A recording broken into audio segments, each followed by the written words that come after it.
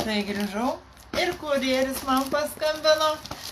Dar čia truputėlį parepetuosiu. Skanaus beje, brazil kavą geriau šiandien. Ryte aš stengiuosi, kai einu prekiauti, per daug kavos negerti, nes, žinot, kai būna, tenka bėgti kai kur. Tai va, tai išpakuokim, ką aš čia užsakiau. Tuoj pažiūrėsim.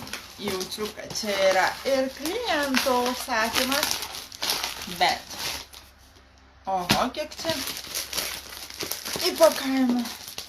Truputėlį reiks palaukti, kol aš čia viską išpakuosiu, net nežinau, iš kurios pusės.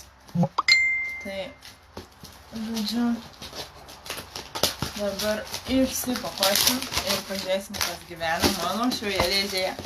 Beje, ačiū tiems žmonėms, kurie šiandien mane aplankė, kurie įsigijo papuošalus.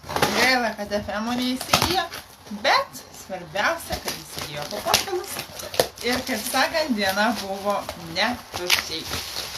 Tai taip, tai yra, žinot kas, užsakymas kliento, tai yra 55 numeris kvepalų. Tad jau labai faina, kad galėsim atiduoti šį užsakymą klientui. Taip pat pasiėmiau, kad turėčiau klientėms vietoj iš karto tušus, nes kai pas mane ateina žmonės, kai aš prekiauju, tai noriu įvairių dalykų iš karto, kad aš turėčiau, kad galėtų jie išbandyti ir įsigyti. Tad pasiėmiau 2 tušus, vieną su keratinu, jeigu aš neklystu, tai čia buvo raudonas. Bandysiu atidaryti nepraplėšiant. Ne, čia tas, kurį aš turiu. Tai va, šitą tušą pasiėmiau, jeigu norit vieną turiu vietoje, rašykit. Ir šitus va turiu su argano aliejum, kurio pati dar net neišbandžiau. Bet klientė jau išbandė. Tai šios turiu 2 vienetus.